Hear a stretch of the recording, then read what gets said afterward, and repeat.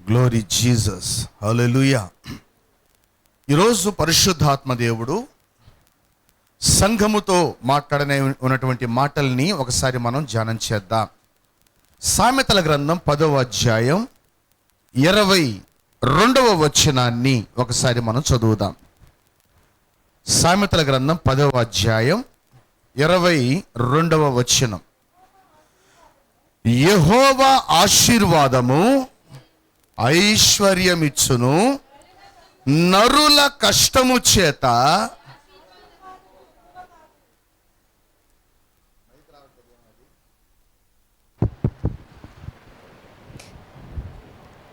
చదవండి.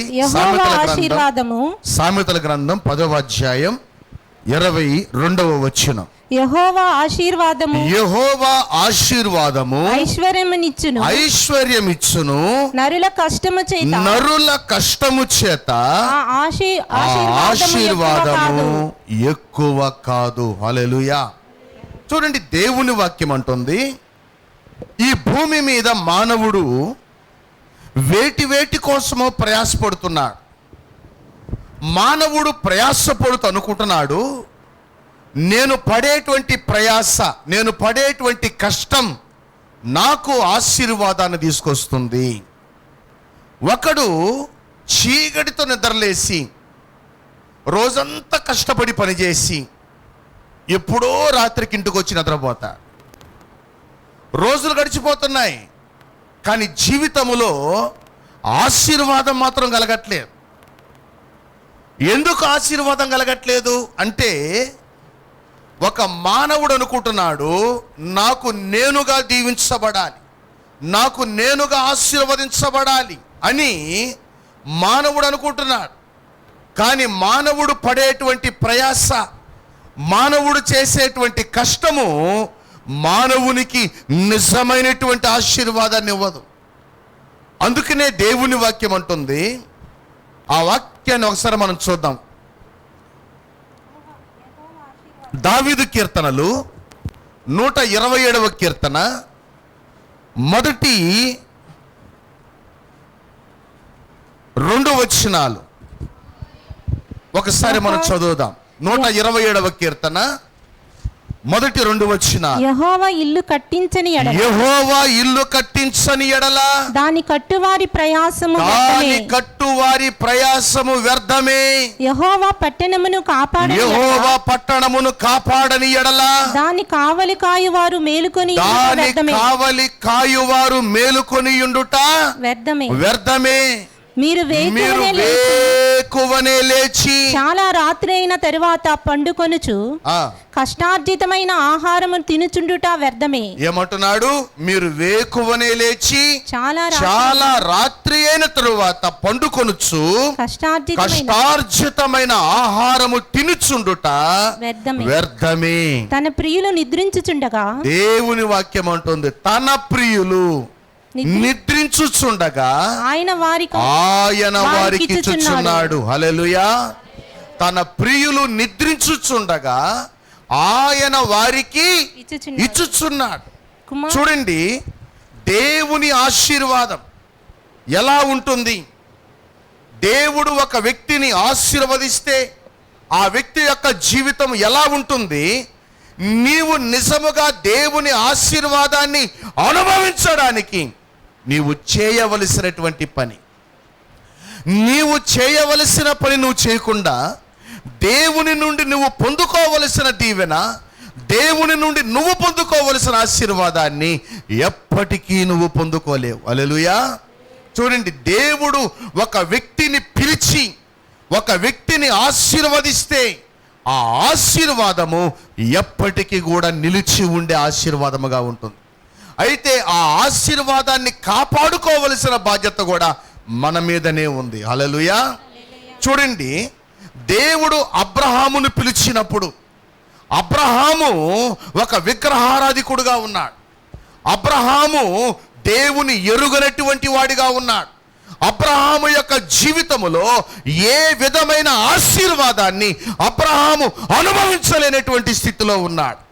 కారణం ఏంటంటే, బాగా గమనించండి, అబ్రహాము ఎందుకు నిజమైన ఆశీర్వాదాన్ని పొందుకోలేకపోతున్నాడంటే, నిజమైనటువంటి దేవుణ్ణి ఎరుగనందువలన, నిజమైనటువంటి దేవునితో సహవాసము చేయనందువల్ల, నిజమైనటువంటి దేవునితో కలిసి నడవనందువలన అబ్రహాము యొక్క జీవితములో ఆశీర్వాదములు కనబడటం లేదు. అయితే ప్రియ దేవుని సంగమా, ఒకానొక సమయములో దేవుడు అబ్రహాముని పిలిచాడు. అబ్రహామా, అబ్రహామా అన్నాడు. అబ్రహాం అన్నాడు, ఎవరు నువ్వు? ఎవరు నువ్వు? దేవుడు అంటున్నాడు, నేను సర్వశక్తి గల దేవుడను. హల్లెలూయా. ఎవరు నేను? సర్వశక్తి గల దేవుడను. ఈ సృష్టికర్త అనేటువంటి దేవుణ్ణి నేను. అటువంటి దేవుడు అనేటువంటి నేను నిన్ను ఆశీర్వదిస్తాను. అయితే నువ్వు ఒక పని చేయాలి, నీవు నాకు లోబడాలి. నేను చెప్పింది నువ్వు చేయాలి. ఎప్పుడైతే నేను చెప్పింది నువ్వు చేస్తావో నీ జీవితం మీదకి ఆశీర్వాదము దిగి వస్తుంది. ఎటువంటి ఆశీర్వాదమో తెలుసా? చూడండి, ఆ యొక్క మాటల్ని మనం కానీ గమనిస్తే, ఆదికాండం 12వ అధ్యాయం మొదటి 3 వచనాలు ఒకసారి మనం చదువుదాం. చదవండి. ఆదికాండం 12వ అధ్యాయం మొదటి 3 వచనాలు. యెహోవా, నీవు లేచి నీ దేశము నుండి నీ బంధువుల యొద్ద నుండి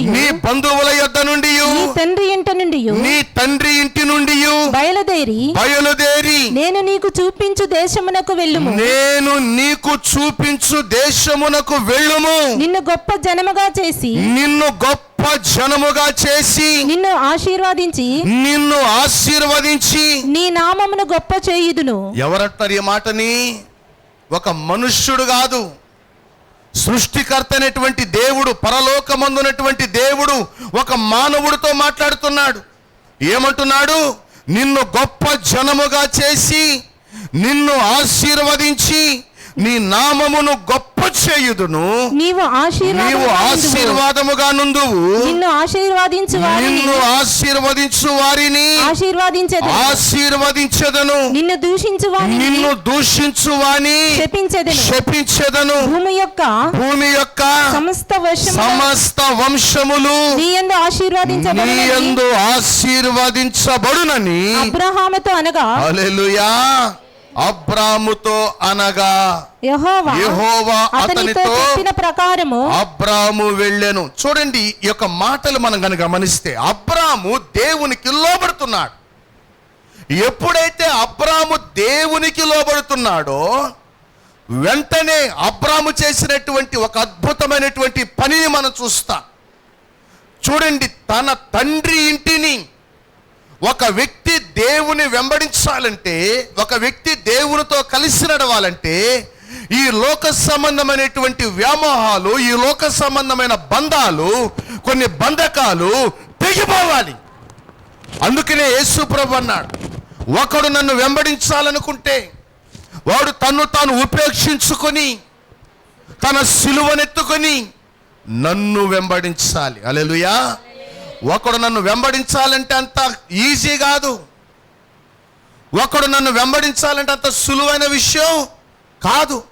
మొదట ఒక వ్యక్తి నన్ను వెంబడించాలంటే మొదట వాడు చావాలి. తన హృదయములో నేను అనే తత్వం చచ్చిపోవాలి. నీ హృదయములో క్రీస్తుని ప్రభువుగా ప్రతిష్ఠించుకోవాలి. హల్లెలూయా. నీ హృదయములో ఎవరిని ప్రతిష్ఠించుకోవాలి? యేసు క్రీస్తుని నీ హృదయములో ప్రభువుగా ప్రతిష్ఠించుకోవాలి. చూడండి, అందుకనే దేవుడు అబ్రాహాముతో అంటున్నాడు, నేను నిన్ను ఆశీర్వదిస్తాను. ఇప్పటి వరకు నువ్వు దీవించబడాలని ఎంతో ప్రయాసపడ్డావు, ఎంతో కష్టపడ్డావు, ఎన్నో నిద్రలేని రాత్రులు గడిపావు. కానీ నీ ప్రయాస అంతా కూడా వ్యర్థమైపోయింది. నీ ప్రయాస అంతా కూడా వ్యర్థం. నీ ప్రయాస వ్యర్థం. నాకేమి, నాకన్నీ ఉన్నాయి, నాకందరూ ఉన్నారు, నాకే ఆశీర్వాదం తక్కువ అని అనుకున్నటువంటి అబ్రహాముకి దేవుడు నిజమైనటువంటి ఆశీర్వాదం ఏమిటో రుచి చూపించాడు. హల్లెలూయా. ఏ ఆశీర్వాదాన్ని? నిజమైనటువంటి ఆశీర్వాదాన్ని. ఈ లోకములో నీవు కుటుంబాన్ని కలిగి ఉండడం నిజమైన ఆశీర్వాదం కాదు. ఈ లోకములో నువ్వు ధనాన్ని కలిగి ఉండడం నిజమైన ఆశీర్వాదం కాదు. ఈ లోకములో నువ్వు ఆరోగ్యాన్ని కలిగి ఉండడం నిజమైన ఆశీర్వాదం కాదు.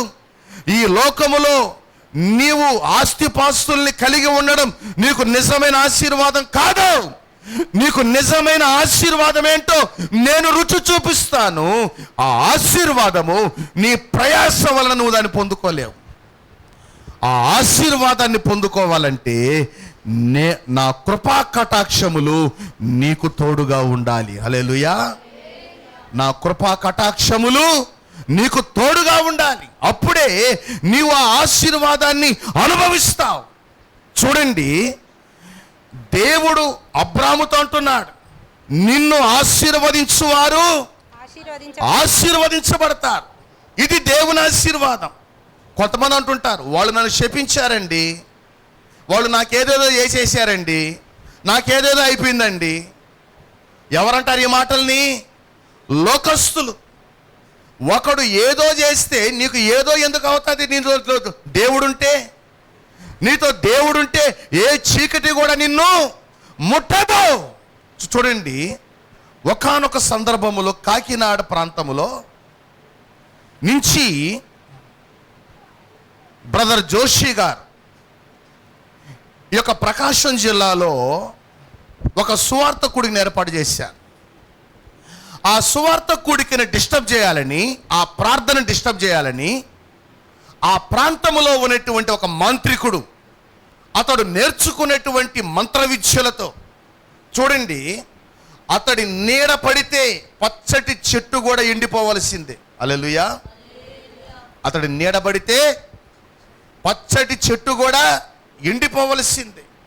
అటువంటి భయంకరమైనటువంటి వ్యక్తి, అటువంటి భయంకరమైనటువంటి మాంత్రికుడు, అటువంటి వ్యక్తి చూడండి, ఆ యొక్క సువార్త సభలను, ఆ సువార్త కూడికలను ఆపడానికి అతని దగ్గర ఉన్నటువంటి కొన్ని దురాత్మ శక్తుల్ని ఆ మీటింగ్ దగ్గరకు పంపించాడు. పంపించినప్పుడు ఆ చీకటి శక్తులు ఎలా వెళ్ళాయో అంతకంటే ఫోర్స్తో తిరిగి వచ్చేసాయంట. హల్లెలూయా. ఎందుకు తిరిగి వచ్చాయి అడుగుతున్నాడు. ఏమొచ్చేసారు మీరు? మీటింగ్ ఆపేశారా అంటే ఈ దెయ్యాలు అంటున్నాయి, ఆ స్థలములో ఒక భయంకరమైనటువంటి వెలుగు ఉంది. హల్లెలూయా. ఏముంది ఆ స్థలములో? వెలుగు. ఆ వెలుగు దెబ్బకి మేము తట్టుకోలేక పారిపోయి మేము వచ్చేసాం. ఆ వ్యక్తికి అర్థమైంది, ఇంతకాలము నేను ఉపాసించినటువంటి, ఇంతకాలము నేను సేవించినటువంటి, ఇంతకాలము నేను పూజించినటువంటి ఈ శక్తులు ఆ శక్తిని జయించలేకపోతున్నాయంటే ఆ నిజమైనటువంటి శక్తిని నేను చూడాలి. హల్లెలూయా. ఆ నిజమైన శక్తిని నేను చూడాలి అని ఆ వ్యక్తి అనుకుంటూ ఉండగా ఆ మీటింగ్స్ అయిపోయాయి. మీటింగ్స్ అయిపోయిన తర్వాత జోషి గారు ఆ వ్యక్తికి ఒక ఉత్తరం రాశాడంట. ఏమో తెలుసా? చూడు, నీవు ఈరోజు ఏ దురాత్మలనైతే ఆశ్రయించావు, ఏ చీకటి శక్తులనైతే ఆశ్రయించావు, ఏ మంత్రశక్తులనైతే ఆశ్రయించావు, ఏ విగ్రహాలనైతే నువ్వు ఆశ్రయించావు, ఇవి నాకుంటే మేలు, ఇవి నాకుంటే దీవెన, ఇవి నాకుంటే ఆశీర్వాదం అని వేటితో నువ్వు సహవాసం చేస్తున్నావు, ఒకరోజు అవే నిన్ను తిరివేస్తాయి, నీ జీవితాన్ని పాడు చేస్తాయి, నీ కుటుంబాన్ని నాశనం చేస్తాయి. జాగ్రత్త, మేలుకో, వాటిని విడిచిపెట్టి నిజమైనటువంటి దేవుణ్ణి తెలుసుకొని ఆయన్ని వెంబడించు అని ఒక ఉత్తరం రాశాడు.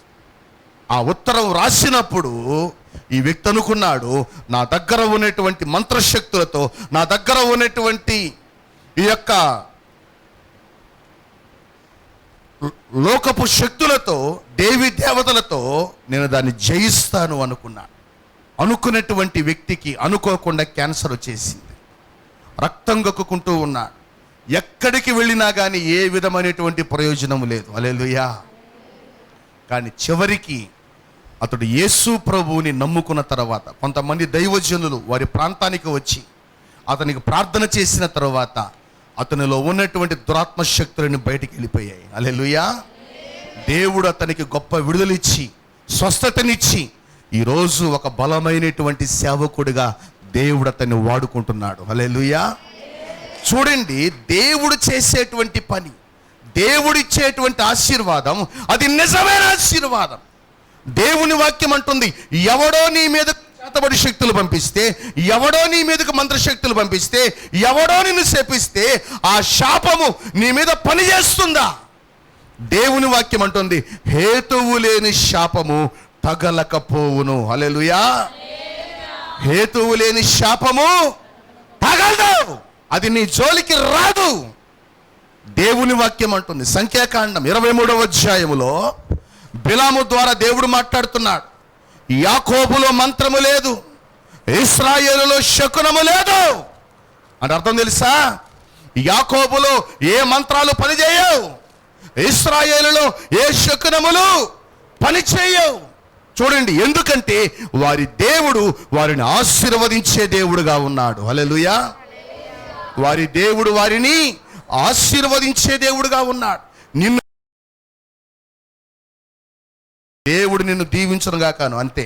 ఆ శాపం రిటర్న్ వాళ్ళ మీదకి వెళ్ళిపోతారు. ఇది సీక్రెట్. మనం ఏం చేస్తాం తెలుసా? నన్ను శపిస్తావా, నేను నిన్ను 3 సార్లు శపిస్తా. నువ్వు నన్ను ఒక్కసారి బూతులు తిడితే నేను నిన్ను 10 సార్లు తిడతా. ఎందుకు? నా కసి తీరాలి. ఏం తీరాలి? నా కసి తీరాలి. చూడండి, కొంతమందికి నోటి దోల చాలా బాగుంటుంది, చాలా ఎక్కువగా ఉంటుంది. ఎవరన్నా వీళ్ళని ఒక మాట అంటే వీళ్ళకి 10 మాటలు అనేదాకా వీళ్ళకేముండదు, మనశ్శాంతి ఉండదు. ఎందుకని? ఆ నాలిక అటు ఉంటుంది. ఎందుకంటే నీ నాలుక సాతాను స్వాధీనములో ఉంది, కానీ నీ నాలుక దేవుని స్వాధీనములో లేదు. దేవుడు అంటున్నాడు అబ్రాహాముతో, నిన్ను ఎవరైతే దీవిస్తారో, నిన్ను ఎవరైతే ఆశీర్వదిస్తారో నేను వాళ్ళని ఆశీర్వదిస్తాను. హల్లెలూయా. ఎవరైతే నిన్ను దూషిస్తారో, ఎవరైతే నీ గురించి నీచంగా మాట్లాడతారో, ఎవరైతే నిన్ను కించపరిచి మాట్లాడతారో, నిన్ను దూషించు వారిని నేను శపిస్తాను అంటున్నాడు దేవుడు. ఇది దేవుడు తన బిడ్డలకి ఇచ్చేటువంటి నిజమైన ఆశీర్వాదం. ఇది దేవుడు తన బిడ్డలకి ఇచ్చే నిజమైన ఆశీర్వాదం, నిజమైనటువంటి దీవెన ఇది. ఆ ఆశీర్వాదాన్ని నువ్వు అనుభవించాలని దేవుడు కోరుకుంటున్నాడు. చూడండి, ఇశ్రాయేలు ప్రజలు దేవుని ఆత్మచేత నింపబడి పగలు మేఘస్తంభము, రాత్రి అగ్నిస్తంభము వారికి ముందుండి నడిపిస్తూ ఉండగా, చూడండి, మోయాబు రాజైనటువంటి బాలాకు బిలాము అనేటువంటి ఒక వ్యక్తిని పిలిపిస్తున్నా. ఎందుకు తెలుసా? నువ్వు వాళ్ళని శపించు, నువ్వు వాళ్ళని శపించు అని పిలిపిస్తున్నా. ఇప్పుడు ఈ బిలాము అంటున్నాడు, యెహోవా సెలవు లేకుండా నేనేం చేయను అంటున్నాడు. దానికి బాలాక్ అంటున్నాడు, నీకెంత డబ్బు కావాలో చెప్పు, ఎంత వెండి కావాలో చెప్పు, ఎంత బంగారం కావాలో చెప్పు, నేను ఇస్తాను నీకు. హల్లెలూయా.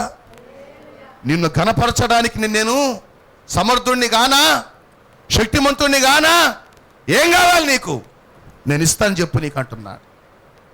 ఆ మాటకి బిలాము టెంప్ట్ అయిపోయాడు.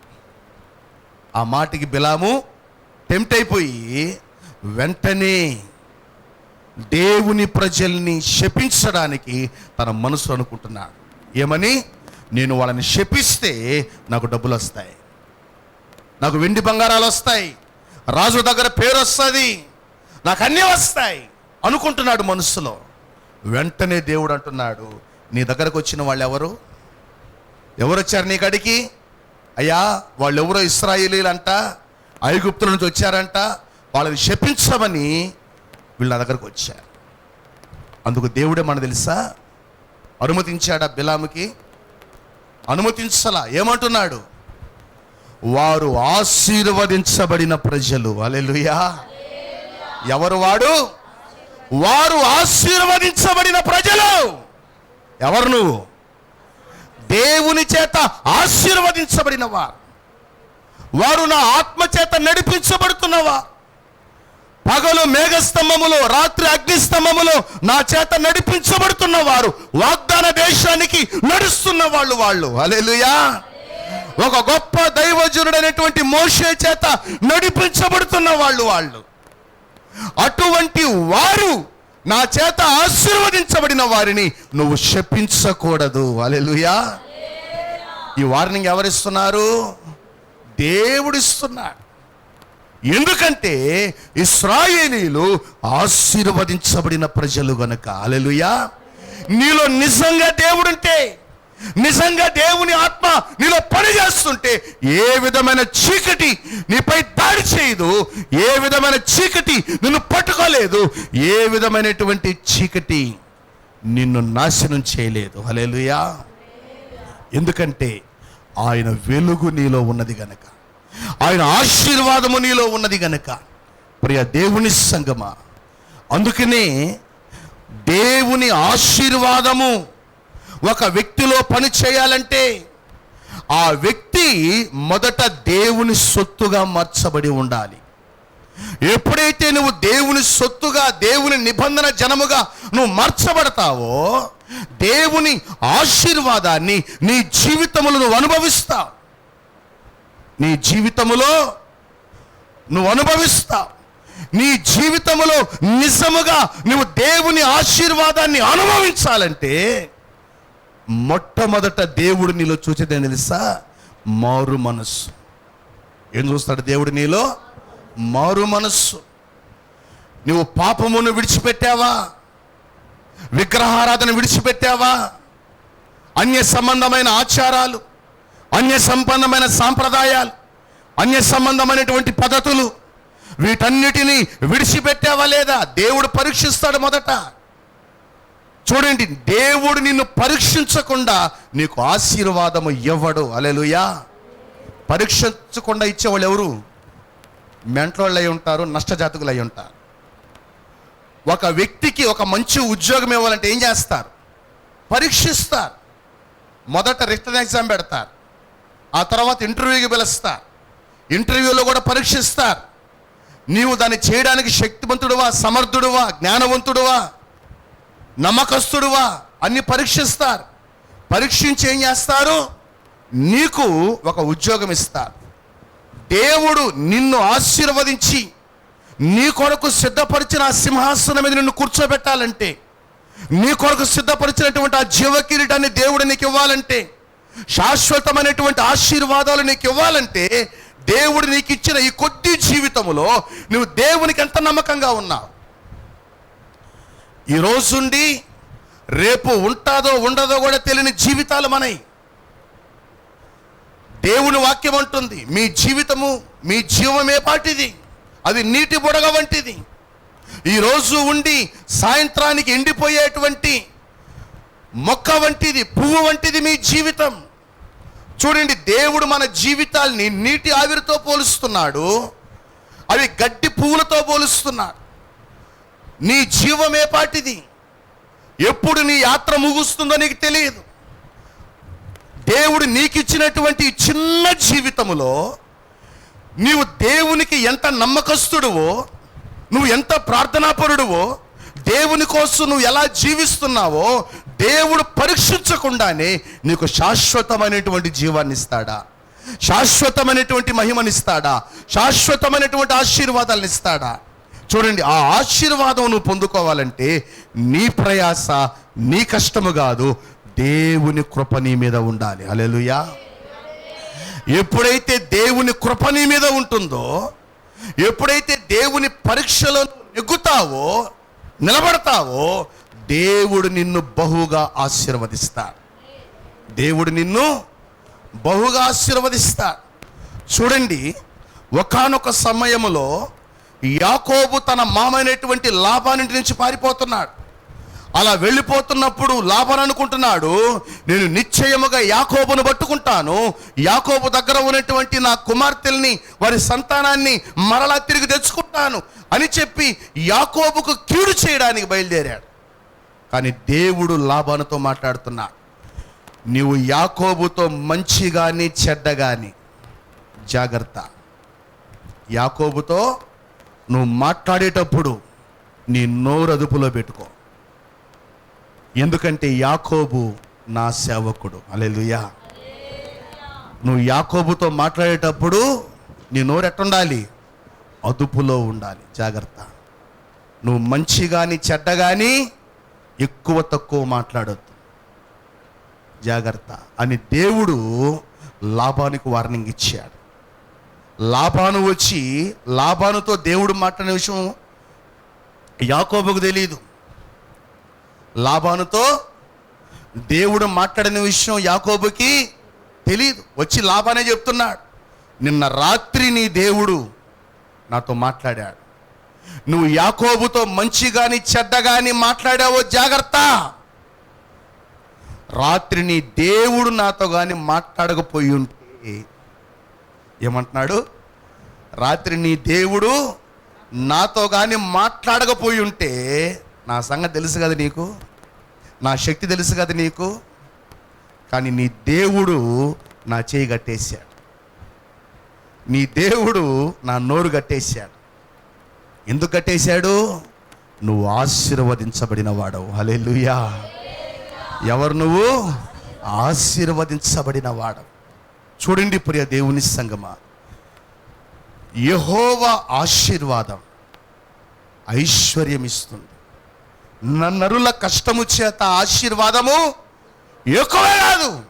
నేను నేను నేను సంపాదించుకుంటాను, నేను సాధించుకుంటాను, నేను నేను నేను అనుకున్నావు అనుకో, ఎందుకు పనికి రాకుండా పోతావు?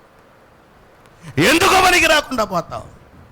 నేను అనే తత్వాన్ని పక్కన పెట్టి దేవుని కృప కొరకు, దేవుని దయ కొరకు కనిపెట్టు. అందుకని యెషయా గ్రంథం 40వ అధ్యాయం 39వ వచనములో దేవుని వాక్యం, 30వ వచనములో దేవుని వాక్యం అంటుంది, యెహోవా కొరకు ఎదురు చూచువారు నూతన బలాన్ని పొందుకుంటారు. హల్లెలూయా. వారు పక్షి రాజుల వలె రెక్కలు చాపి పైకి ఎగురుతారు. వారు పక్షి రాజుల వలె రెక్కలు చాపి వారు పైకి ఎగురుతారు. ఎందుకంటే వారు దేవుని బలాన్ని పొందినవారు, వారు దేవుని అభిషేకాన్ని పొందినవారు, వారు దేవుని ఆత్మచేత నింపబడి నడిపించబడే వాళ్ళు. హల్లెలూయా. బాగా గమనించండి, మన ఆత్మీయ జీవితములో మొదట మనం గుర్తించాల్సిందంటే దేవుని ఆశీర్వాదము నా మీద ఉందా? ఒకవేళ దేవుని ఆశీర్వాదము నేను పొందుకోకుండా, నేను అనుభవించకుండా నేను ఏ ఏ విషయాలు దేవునికి దూరం అయిపోయి ఉన్నా, నీలో ఉన్నటువంటి ఏ విషయాలు దేవుని ఆశీర్వాదం నువ్వు పొందుకోకుండా నిన్ను అడ్డుకుంటున్నాయి? దేవుని వాక్యం అంటుంది, సహాయము చేయకుండునట్లు ఆయన హస్తము కుర్చగా లేదు, విననేరకయుండునట్లు ఆయన చెవులు మందబగాల. మీ దోషములే కదా మీకు నాకు మధ్య అడ్డుబండగా వచ్చి ఉన్నాయి. మీ దోషములు, మీ పాపములు, మీ అతిక్రమములు అడ్డుబండగా వచ్చి ఉన్నాయి. మనలో అడ్డుబండలు పెట్టుకొని, మనలో దోషములు పెట్టుకొని, మనలో అతిక్రమములు పెట్టుకొని మనము ఏ ముఖంతో దేవుణ్ణి నన్ను ఆశీర్వదించాయని చెప్తా? దేవుడు అంటున్నాడు, ముందు ఆ అడ్డుబండ తొలగించుకో, ముందు ఆ శాపగ్రస్తమైన వాటిని విడిచిపెట్టావు. దేవుని వాక్యం అంటుంది, ఒకడు నన్ను వెంబడింపగోరిన ఎడల తన్ను తాను ఉపేక్షించుకొని. చూడండి, దేవుడు అన్నాడు, అబ్రహామా, ఏంది ప్రభువా, నీకు ఒక్కడై ఉన్నా, నీవు ప్రేమించుచున్నా నీ కుమారుణ్ణి నాకు బలివ్వు అన్నాడు. అబ్రహాము ఆ ఒక్కడి తప్ప ఇంకేమని అన్నాడా? అల్లా చిత్తం ప్రభు అన్నాడు, అంతే. హల్లెలూయా. తన కుమారుణ్ణి కూడా వదులుకోవడానికి అబ్రహాం ఇష్టపడ్డాడు. ఎందుకు ఇష్టపడ్డాడు? దేవుడు నా కుమారుణ్ణి కోరుకున్నాడు. ఒకవేళ నా కుమారుడు నా దగ్గర నుంచి దూరమైన నా దేవుని దగ్గర ఉంటాడు. హల్లెలూయా. శాశ్వత మహిమలో ఉంటాడు, శాశ్వత రాజ్యములో ఉంటాడు, శాశ్వత ఆనందములో ఉంటాడు. కారణం ఏంటంటే నేను కూడా త్వరగా అక్కడికే వెళ్ళబోతున్నాను. హల్లెలూయా. ఇప్పుడు కొట్టండి చప్పట్లు. నేను కూడా అక్కడికే వెళ్ళబోతున్నాను. ఎందుకంటే అబ్రహాము యొక్క నిరీక్షణ. హెబ్రీ పత్రిక 11వ అధ్యాయం 10వ వచనములో దేవుని వాక్యం అంటుంది, దేవుడు దేనికి శిల్పియును నిర్మాణకుడినై ఉన్నాడో పునాదులు గల ఆ పట్టణము కొరకు అబ్రహాము ఎదురు చూస్తున్నాడు. నేను నా కుమారుడు మేమిద్దరం ఆడ ఉండాలి, పునాదులు గల ఆ పట్టణములోకి వెళ్ళిపోవాలి. హల్లెలూయా. చూడండి, ఇది అబ్రహాము యొక్క నిరీక్షణ. ఇది అబ్రహాముకు దేవుడిచ్చిన ఆశీర్వాదం. ఈ భూమి మీద మనం ఎంతో కష్టపడి ఇల్లు కట్టుకుంటాం, కానీ ఏ రోజు దాన్ని వదిలిపెట్టి వెళ్ళిపోతామో నీకు తెలియదు కదా. ఏ రోజు మనం దాన్ని వదిలిపెట్టి వెళ్ళిపోతాం మనకి తెలియదు. కానీ దేవుడు నీ కోసం కట్టినటువంటి ఆ గృహములో ఒకసారి నువ్వు ప్రవేశించిన తర్వాత ఓన్లీ ఎంట్రీయే కానీ ఎగ్జిట్ ఉండదు. హల్లెలూయా. ఓన్లీ ఎంట్రీయే కానీ ఎగ్జిట్ ఉండదు. ఎందుకు అంటే అది శాశ్వతమైనది కనుక. మన గృహాల్లో ఎంట్రీలు ఉంటాయి, ఎగ్జిట్లు కూడా ఉంటాయి. ఎంత అందమైన ఇల్లు అయినా, ఎన్ని లక్షలు పెట్టి కట్టుకున్నా, ఎన్ని కోట్లు పెట్టి కట్టుకున్నా, ఒకరోజు మనం దాన్ని విడిచిపెట్టాల్సిందే. నీ మరణం తర్వాత దానికి నీకు మధ్య ఉన్న సంబంధం తెగిపోద్ది కదా. నీ మరణం తర్వాత ఒకవేళ నీ పేరు ఉంటుందేమో, కానీ నువ్వు ఉండవు అక్కడ, నీవు ఉండవు. అందుకనే ప్రియ దేవుని సంగమా, దేవుని వాక్యం అంటుంది, దేవుని యొక్క ఆశీర్వాదం మన మీదకు దిగి వస్తే, దేవుని ఆశీర్వాదం నీలో పనిచేస్తే, దేవుడు నిన్ను బహుగా బహుగా బహుగా హెచ్చిస్తాడు. హల్లెలూయా. అయితే ఆ ఆశీర్వాదాన్ని నువ్వు పొందుకోవాలంటే మొదట నీలో పాపం ఉండకూడదు. దేవుని వాక్యం అంటుంది, నేను పరిశుద్ధుణ్ణి. ఎవరు? నేను పరిశుద్ధుణ్ణి. నేను పరిశుద్ధుణ్ణి గనక మీరు ఎట్లా ఉండాలి? పరిశుద్ధులుగా ఉండాలి. మీరు అపవిత్రులుగా ఉండకూడదు. చూడండి, మందు తాగే నోటితో, గుట్కాలు తినే నోటితో, గంజాయి తాగే నోటితో, ముక్కుపొళ్ళు తినే నోటితో, భయంకరమైనటువంటి బూతు మాటలు మాట్లాడేటువంటి నోటితో, అబద్ధాలు మాట్లాడేటువంటి నోటితో, మోసకరమైన మాటలు మాట్లాడేటువంటి నోటితో నువ్వు ప్రార్థన చేస్తే నీ ప్రార్థనకి దేవుడు జవాబిస్తాడా? నీ ప్రార్థన దేవుడు ఆలకిస్తాడా? ఈరోజు ఎందుకు అనేకుల కుటుంబాలు శాపగ్రస్తమైన కుటుంబాలుగా ఉన్నాయి? అనేక కుటుంబాలు సాతాను నిలయాలుగా ఉన్నాయి. అనేక కుటుంబాలు ఎందుకు దీవెన అనుభవించలేకపోతున్నాయి? కారణం ఏంటంటే వారి గృహాల్లో పరిశుద్ధతని దేవుడు చూడలేకపోతున్నాడు. వారి జీవితాల్లో పరిశుద్ధతని దేవుడు చూడలేకపోతున్నాడు. దేవునికి స్థానం ఉండాల్సిన హృదయములో, దేవునికి స్థానం ఉండాల్సిన గృహాల్లో ఈరోజు దేవుని మహిమ కనబడటం లేదు. సాతాను సంబంధమైనవే కనపడుతున్నాయి, శాపగ్రస్తమైనవే కనపడుతున్నాయి, లోక సంబంధమైనవే కనపడుతున్నాయి. చూడండి, మన జీవితాల్లో నువ్వు దేన్ని కోరుకుంటున్నావో అది నీ మీద ఏలుబడి చేస్తుంది. నువ్వు దేన్ని ఆశిస్తున్నావో అది నీ మీద ఏలుబడి చేస్తుంది. అందుకనే దేవుని వాక్యం అంటుంది, 66వ కీర్తన 18వ చరణం చదవండి ఆ మాటని. కీర్తనలు 66:18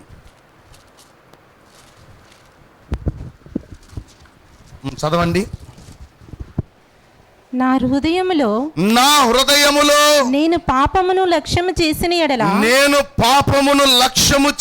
ఎడల ప్రభువు నా మనవి వినకపోవును. వినడు. హల్లెలూయా. ప్రభువు నా మనవి వినడు. ఎప్పుడు వినడు?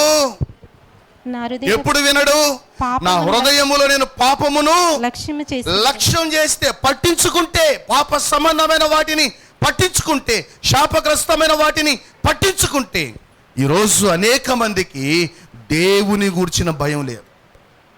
ఏమి లేదు? నేను ఈ పని చేస్తే దేవుడు నాకు దూరం అయిపోతాడేమో, ఈ పని చేస్తే దేవుడు నన్ను విడిచిపెడతాడేమో, ఈ పని చేస్తే నేను నరకానికి వెళ్ళిపోతానేమో అన్న భయం లేదు ఈరోజు. చూడండి, దేవుని వాక్యం అంటుంది, మీ శరీరమును చంపు వారికి మీరు భయపడద్దు, మీ దేహమును మీ ఆత్మను కూడా నరకములో పడద్రోయగలిగిన దేవునికి మీరు భయపడండి. హల్లెలూయా. ఎవరికి భయపడాలి నువ్వు? దేవునికి, జీవము గల దేవునికి. బాగా గమనించండి, పౌలు అంటున్నాడు, మనము ఆయనకు రోషము పుట్టింతుమా, మనం ఆయన కంటే బలవంతులమా, అందుకే దేవునికి విధేయులుగా ఉండండి అంటున్నాడు. హల్లెలూయా.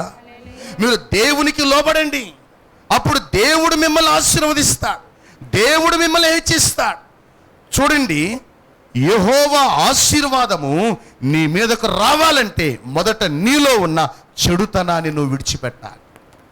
ఇది దేవునికి అసహ్యం అని తెలిసినప్పుడు నువ్వు దాన్ని ఏం చేయాలి? నువ్వు కూడా సహించుకోవాలి, నువ్వు కూడా దాన్ని పక్కన పెట్టాలి. నువ్వు దాంతో రాజీ పడకూడదు. హల్లెలూయా. నువ్వు దాంతో రాజీ పడకూడదు. ఎందుకు రాజీ పడకూడదు?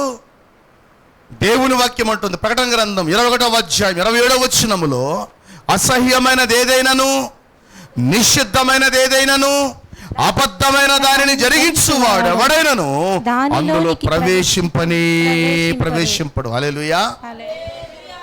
అసహ్యమైన దానిని, నిషిద్ధమైన ఎవరు సహించుకునేవి?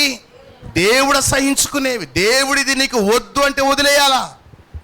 అది నాకు కావాలి అనుకుంటే ఏమవుతుంది? నువ్వు దేవుడిని వదిలేస్తున్నట్లు లెక్క. యేసు ప్రభు అంటున్నాడు, ఎవడు నా యందు నిలిచి ఉండునో, నేను ఎవని యందు నిలిచి ఉండునో వాడు బహుగా ఫలిస్తాడు. నాకు వేరుగా ఉండి మీరేం చేయలేరు. అనుకుంటున్నావేమో, నేను అది చేస్తా, అది సాధిస్తా, ఇది సాధిస్తానని. దేవుడు అంటున్నాడు, మీ జీవమే పాటిది, మీ జీవము ఏ పాటిది.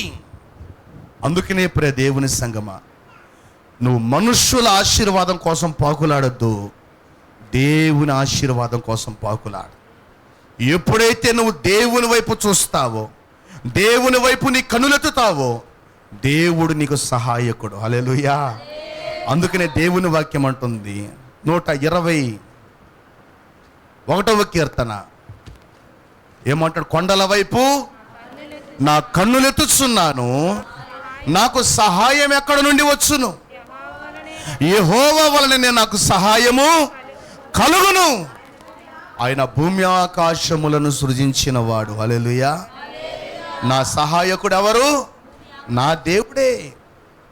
ఎటువంటి దేవుడైనా చెప్పండి, ఎటువంటి దేవుడు? భూమి ఆకాశములను కలుగజేసిన దేవుడు ఆయన. హల్లెలూయా. హల్లెలూయా. భూమి ఆకాశములను కలుగజేసిన దేవుడు. అటువంటి దేవుడు మనకు సహాయకుడుగా ఉన్నాడు. అటువంటి దేవుని హస్తము కింద నీవు దీన మనస్కులై ఉండండి. హల్లెలూయా. అప్పుడు దేవుడు మనల్ని హెచ్చిస్తాడు. అందుకనే చూడండి, 1వ పేతురు పత్రిక 5వ అధ్యాయం 7వ వచనం ఒకసారి మనం చదువుదాం. చదవండి. 1 పేతురు పత్రిక 5వ అధ్యాయం 7వ వచనం చదవండి. ఆయన మిమ్మల్ని గూర్చి చింతించుచున్నాడు గనుక మీ చింత యావత్తు ఆయన మీద వేయుడి. నిబ్బరమైన బుద్ధి గలవారై మెలకువగా ఉండుడి. మీ విరోధి అయిన అపవాది గర్జించు సింహము వలె ఎవరిని మృంగుదునా అని వెతుకుచూ తిరుగుచున్నాడు. ఇప్పుడు మనం 5వ వచనం చదువుతాం. 5, 6 వచనాలు. చిన్నపిల్లలారా, మీరు పెద్దలకు లోబడియుండుడి. మీరందరూ ఎదుటివాని ఎడల దీన మనస్సు అను వస్త్రము ధరించుకొని మిమ్మును అలంకరించుకొనుడి. దేవుడు అహంకారులను ఎదిరించి దీనులకు కృప అనుగ్రహించును. దేవుడు తగిన సమయమందు మిమ్మును హెచ్చించునట్లు ఆయన బలిష్టమైన చేతి క్రింద దీన మనస్కులై ఉండండి. హల్లెలూయా. ఆయన బలిష్టమైన చేతి క్రింద దీన మనస్కులై ఉండండి. ఎప్పుడు? తగిన సమయమందు దేవుడు నిన్ను హెచ్చించేంత వరకు. హల్లెలూయా. తగిన సమయమందు దేవుడు నిన్ను హెచ్చించేంత వరకు ఆయన సన్నిధిలో మనము దీన మనస్కులమై ఉన్నప్పుడు దేవుడు తగిన సమయములో మనల్ని ఆశీర్వదిస్తాడు. దేవుడు తగిన సమయంలో మనల్ని హెచ్చిస్తాడు. దేవుడు తగిన సమయంలో మనల్ని ఉన్నతమైన స్థితిలో నిలబెడతాడు. హల్లెలూయా, హల్లెలూయా. అందుకనే ప్రియ దేవుని సంగమా, ఆయన సన్నిధిలో ఉన్నటువంటి మనల్ని మనం ఏం చేయాలి? ఆయన చేతి క్రింద దీన మనస్కులమై ఎదురు చూడాలి. ఎప్పుడైతే ఎదురు చూస్తామో తగిన సమయంలో దేవుడు మనల్ని హెచ్చించునుగాక, దేవుడు మనల్ని ఆశీర్వదించునుగాక. నిన్ను దూషించు వారిని ఆయన శపించునుగాక, నిన్ను ఆశీర్వదించు వారు ఆశీర్వాదం పొందుదురుగాక.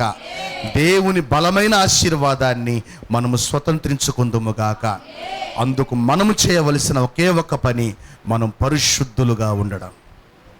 ఎలా ఉండాలి? మనం పరిశుద్ధులుగా, మనలో ఉన్న ప్రతి పాపమును విడిచిపెట్టి, అతిక్రమములను విడిచిపెట్టి, దోషములను తుడిచివేసి మనము నీతిమంతులుగా మార్చబడాలి. ఎప్పుడైతే నువ్వు అలా మార్చబడతావో దేవుని ఆశీర్వాదాలు అనుభవిస్తావు. ప్రార్థన చేసుకుందా.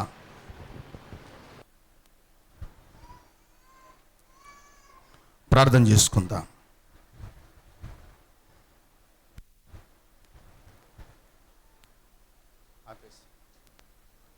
సర్వోన్నతుడా, సర్వశక్తి మంత్రమైన తండ్రి, నీకు స్తోత్రాలు చెల్లిస్తున్నా. ఇంతవరకు నీ సన్నిధిని మాకు తోడుగా నడిపించిన దేవ, కుడి వచ్చిన 10 బిడ్డలు దీవించండి ప్రభువా. బిడ్డలను సంస్కార ఆరాధనకు సిద్ధపరచండి. నీ కృపతో నింపి నడిపించి మహిమ పొందుకొనమని ప్రభువా, జరుగుతున్నటువంటి ప్రతి కార్యక్రమాన్ని మీరు ఆశీర్వదించమని,